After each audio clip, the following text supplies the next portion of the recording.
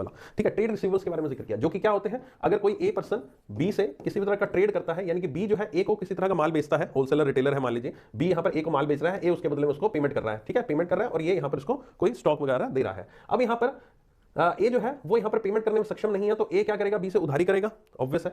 B के लिए जो ए है वो क्या कहलाता है हमारे अकाउंटिंग टर्म्स में, डेटर कहलाता है, डेटर। या फिर एक और टर्म इसको कही जाती है, दैट इज ट्रेड रिसीवेबल, इसको कहा जाता है। इसको क्या कहते हैं, ट्रेड रिसीवेबल।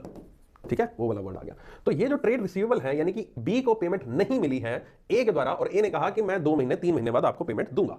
ओके, बी कहता है ठीक है कोई बात नहीं, मेरा माल बिक रहा है, उसने मुझे कह दिया 2-3 महीने के टर्म से उधारी उधारी चलती है, होलसेलर रिटेलर इस तरह की मार्केट में, एक्सपोर्ट इंपोर्ट की मार्केट में ये सब चीजें चलती हैं। ठीक है, आम बात है, कुछ खास बात नहीं। लेकिन बी को अगर बीच में इनकेस कोई पैसा चाहिए तो फिर ए से तो मांग नहीं सकता, तो इसके लिए यहां पर बी को अगर इनकेस बीच में पैसा चाहिए उस टाइम पीरियड के दौरान, जब ए ने उसको कमिटमेंट दिया मान लीजिए 90 दिन का, तो बी को अगर 90 दिन से पहले पैसा चाहिए तो क्या कर सकता है बी, तो उसके लिए यहां पर कुछ संस्थान अवेलेबल है, कुछ ऑर्गेनाइजेशन अवेलेबल है, कुछ फाइनेंशियल इंस्टीट्यूशन अवेलेबल है, जिसमें इवन बैंक भी शामिल है। वो यहां पर काम करता है ट्रेड रिसीवेबल्स के लिए, उनको यहां पर आपकी लेवल पर खरीदता है, ट्रेड रिसीवेबल्स को खरीदता है, ट्रेड रिसीवेबल्स को यहां पर अपने परचेज करता है और उसके बदले में बी को वो पेमेंट कर देता है। अब जो परचेज करता है उसको फायदा ये होता है कि उसको थोड़ा बहुत कमीशन मिल जाता है उसमें, और फिर लेटर ऑन जब वो 90 दिन या जो भी टाइम पीरियड है वो पूरा हो जाता है, तो वो पर्टिकुलर इंस्टीट्यूशन ए के पास जाएगा और उससे वो पैसा ले लेगा, कहेगा कि आपने बी को देना था, मुझे दे दीजिए। एक सिंपल प्रोसेस मैंने आपको बताया।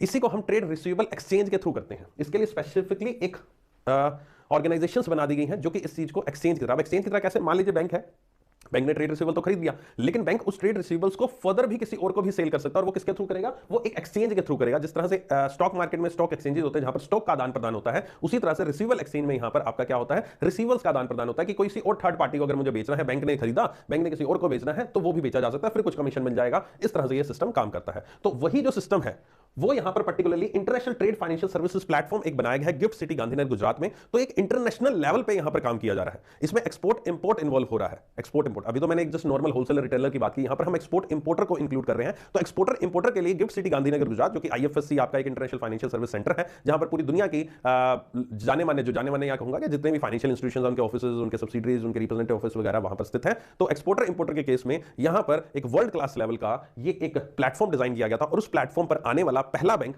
यस बैंक बना है। यस बैंक इस एक्सचेंज से जुड़ा, इस प्लेटफॉर्म से जुड़ा, जहां पर वो रिसीवेबल्स को ट्रेड कर सकता है, रिसीवेबल्स को एक्सचेंज कर सकता है, सेल कर सकता है, परचेज कर सकता है, जो भी करना चाहे। तो यस बैंक इस प्लेटफॉर्म पर आने वाला पहला इंडियन बैंक बना है, और प्लेटफॉर्म क्या है उसके बारे में मैंने आपको बता दिया।